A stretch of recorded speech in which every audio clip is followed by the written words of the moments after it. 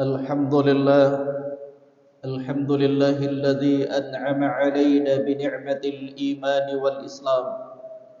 أشهد أن لا إله إلا الله وحده لا شريك له، وأشهد أن محمدا عبده ورسوله.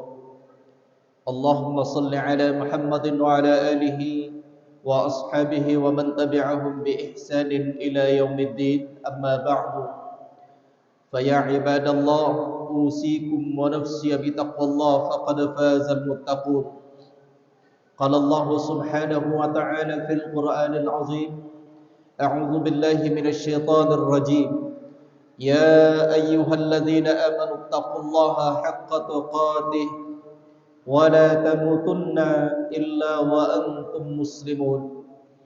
يا أيها الناس اعبدوا ربكم الذي خلقكم من نفس واحدة وخلق منها زوجها وبث منهما رجالا كثيرا ونساء، واتقوا الله الذي تساءلون به والأرحام إن الله كان عليكم رقيبا.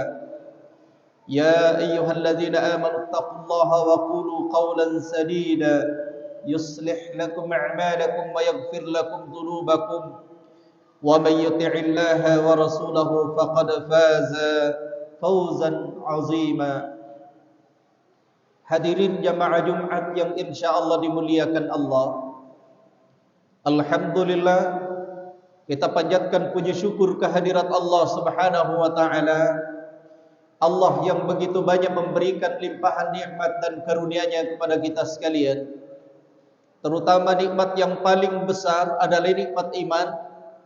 Karena itulah yang mendorong kita hadir di masjid yang penuh mubarakah ini dalam rangka memenuhi seruan Allah, yakni melaksanakan salat Jumat secara berjamaah. Salawat dan salam mari kita haturkan buat junjungan kita Nabiullah Muhammad sallallahu alaihi wasallam, Nabi yang kita harapkan syafaatnya di yaumil qiyamah, Nabi yang menjadi panutan kita dalam menjalankan seluruh aktivitas kehidupan kita. Sebagai khatib, saya berwasiat buat diri saya dan seluruh jamaah sekalian, mari senantiasa meningkatkan iman dan takwa kita kepada Allah dengan istiqamah mentaati perintah-perintah Allah Subhanahu wa taala dan meninggalkan larangan-larangannya. Hadirin jamaah Jumat rahimakumullah, sebagai orang yang beriman dan bertakwa kepada Allah Subhanahu wa taala, maka salah satu di antara ciri orang yang beriman dan bertakwa kepada Allah adalah mereka yang mempunyai visi yang jauh ke depan, bukan hanya sekedar untuk kehidupan dunia, tapi jauh menembus dimensi kehidupan akhirat.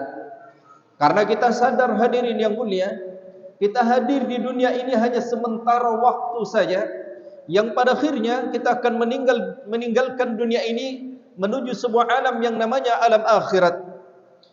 Dan kita inginkan ketika nanti di akhirat termasuk orang-orang yang diberikan keselamatan oleh Allah Subhanahu wa taala.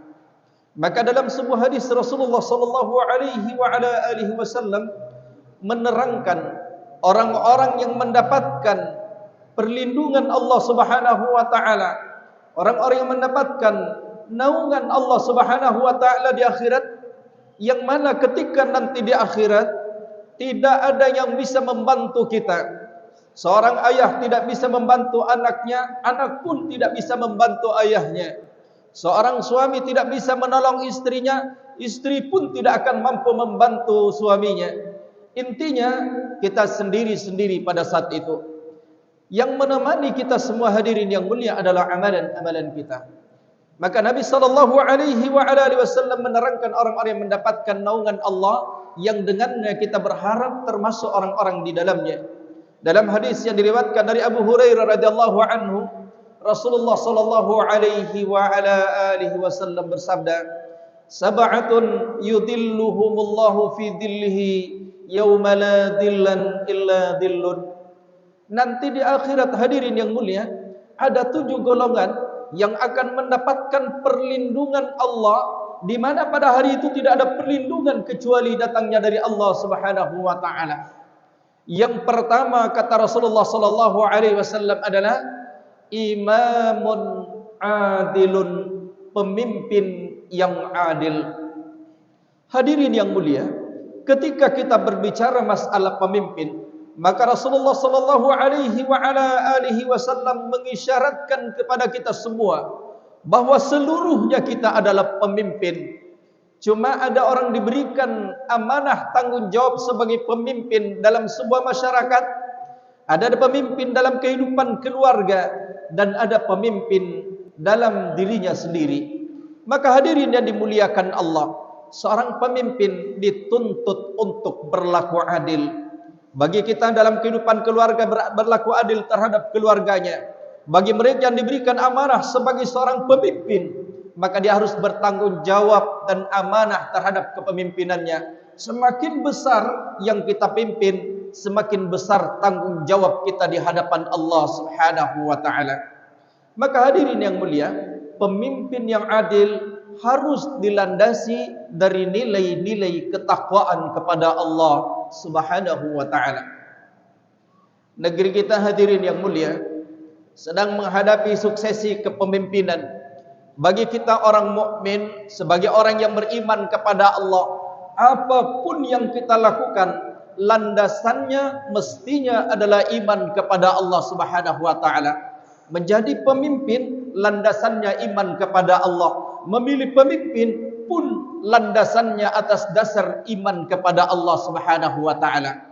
Maka ketika kita ingin melahirkan pemimpin-pemimpin yang adil, maka landasan kita dalam memilih pemimpin adalah dengan menggunakan potensi pikir dan zikir.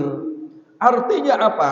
Ketika kita ingin memilih pemimpin, maka kita harus menggunakan akal kita. Siapa yang akan kita pilih sebagai pemimpin?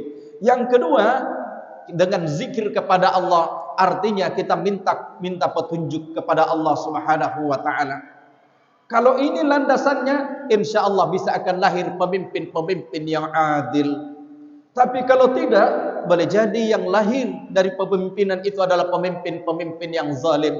Ketika yang mau memilih pemimpin itu adalah mereka-mereka yang mau disogok, termasuk pemimpin dalam rangka meraih kepemimpinannya dengan cara menyogok, maka jangan berharap akan lahir pemimpin dan jangan harap akan turun keberkahan. Hadirin yang dimuliakan Allah. Maka dalam rangka memilih pemimpin yang adil ini, gunakan potensi pikir dan zikir. Jangan pernah memilih pemimpin hanya karena diberikan apa-apa, diberikan uang dan sebagainya. Karena Rasulullah dengan tegas memberikan peringatan yang keras, ar-rashi wal murtashi finnar, yang menyogok maupun yang disogok, dua-duanya akan dimasukkan ke dalam neraka. Itu yang pertama. Yang kedua, yang akan mendapatkan perlindungan Allah Subhanahu wa taala adalah wasyabun nasha'a fi ibadatillahi taala, pemuda yang tumbuh menjadi remaja yang senantiasa ibadah kepada Allah Subhanahu wa taala. Sekarang ini hadirin yang mulia, anak-anak kita, generasi kita sedang berada di sebuah peperangan global yang disebut dengan Ghazul Fikri, perang peradaban, perang pemikiran, di mana mereka akan semakin dijauhkan dari nilai-nilai ajaran agama. Dan inilah yang terjadi sekarang. Anak-anak kita semakin digeser supaya jauh dari Al-Quran, jauh dari agama. Maka lahirlah tantangan terbesar buat kita, pergaulan bebas dengan munculnya LGBT, kemudian narkoba, dan berbagai macam tantangan-tantangan yang lain. Maka sudah seharusnya pemimpin, sudah seharusnya anak-anak muda kita didik menjadi generasi-generasi Qur'ani dengan menanamkan nilai-nilai iman dalam dada mereka. Yang ketiga, warajulun qalbuhu mu'allaqum fil masajid. Orang yang mendapatkan perlindungan Allah, di mana hari itu tidak ada perlindungan kecuali datangnya dari Allah Subhanahu wa taala, adalah seorang laki-laki yang hatinya senantiasa terpaut dengan masjid. Ingin hatinya berjamaah menuntut ilmu di masjid. Sekarang ini hadirin yang dimuliakan Allah, banyak masjid tapi kurang orang berjamaah di dalamnya. Di antara alamatus sa'ah, tanda-tanda akan datangnya hari kiamat, ketika manusia berlomba-lomba untuk memperindah dan mempercantik masjidnya, tapi kurang orang yang memanfaatkan masjid itu. termasuk dengan majelis ilmu dan salat berjamaah. Saudara kita di Palestina sekarang ini sedang dibombardir habis-habisan oleh Zionis Israel.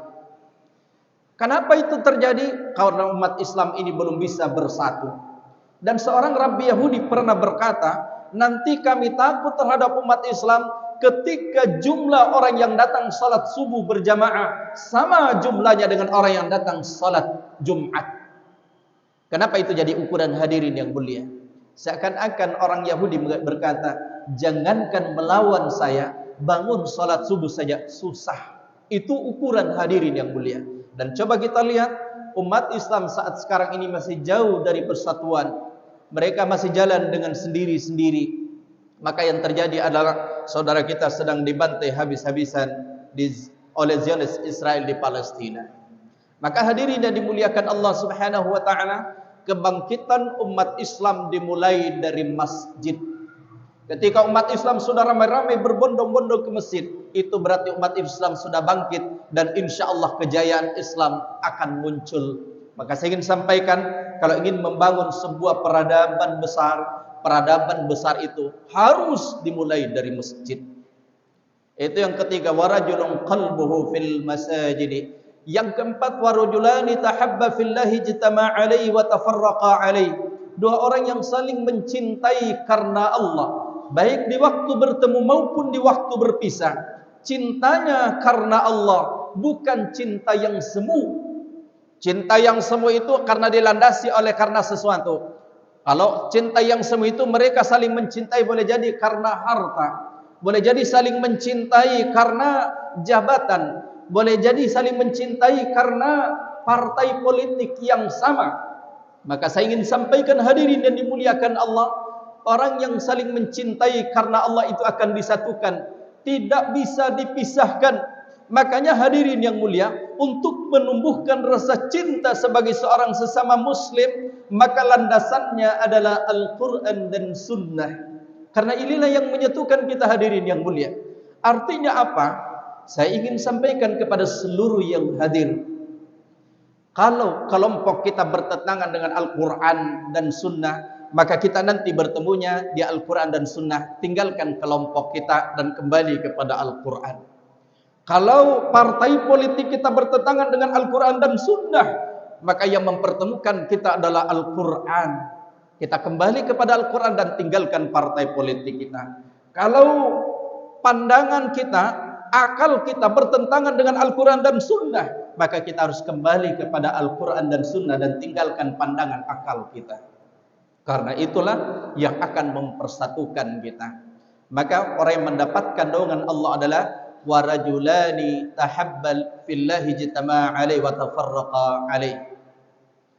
Kemudian yang keenam adalah warajulun da'athu imra'atun dzatu mansabin wa jamalin faqala inni akhafullah. Seorang laki-laki yang diajak berzina oleh seorang perempuan. Perempuan ini punya kedudukan dan cantik, tapi apa yang dia sampaikan? Inni akhafullah, saya takut kepada Allah Subhanahu wa taala. Artinya apa?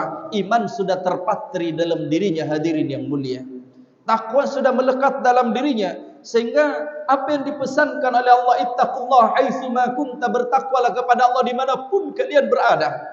Sehingga dia merasa senantiasa diawasi oleh Allah, sampai ketika dia berdua seorang perempuan, maka yang ketiganya dia yakin bahwa Allah senantiasa mengawasi dia.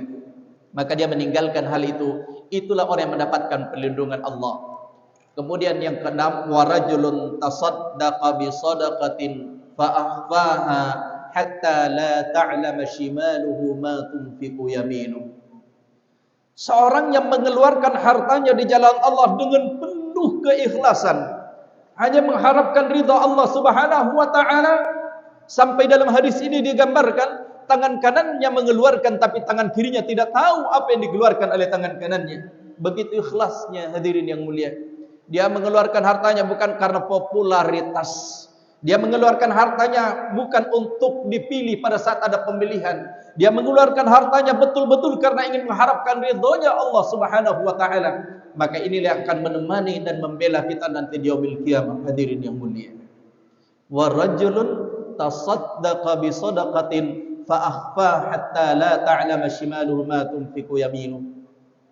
Tangan kiri tidak tahu apa yang dikeluarkan oleh tangan kiri. Begitu ikhlasnya. Hanya Allah yang menjadi tujuannya, bukan yang lain, bukan popularitas, bukan karena ingin mendapatkan nama, bukan karena ingin dipilih dan sebagainya. Dan yang terakhir, wa rajulun dzakarallaha khaliyan fafadat 'aina. Orang yang mendapatkan naungan Allah di akhirat adalah mereka yang berzikir kepada Allah, mereka yang mengingat kepada Allah Subhanahu wa taala sampai tidak terasa air matanya menetes. Dan ingat akan dosa-dosanya. Hadirin yang mulia, sekarang ini kita berada di tahun baru miladiah. Banyak orang tidak sadar.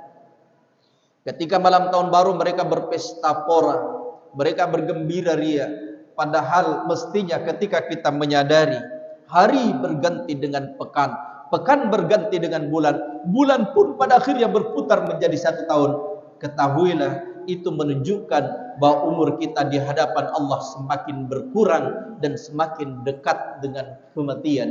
Maka sudah seharusnya kalau demikian yang harus kita lakukan adalah perbanyak zikir kepada Allah, perbanyak istighfar kepada Allah, mohon ampun atas segala dosa dan kekhilafan kita. Hadirin jamaah Jumat yang dimuliakan Allah, inilah kiranya yang sempat sampaikan pada khutbah kali ini. Mudah-mudahan kita termasuk orang-orang yang disyaratkan oleh Rasulullah sallallahu alaihi wasallam, termasuk orang-orang yang mendapatkan naungan di akhirat ketika pada saat itu tidak ada naungan kecuali datangnya dari Allah Subhanahu wa taala. Barakallahu li wa lakum fil Qur'anil azim wa nafa'ani wa iyyakum bima fihi minal ayati waz zikril hakim wa taqabbalallahu minni wa minkum tilawatahu innahu huwal ghafurur rahim.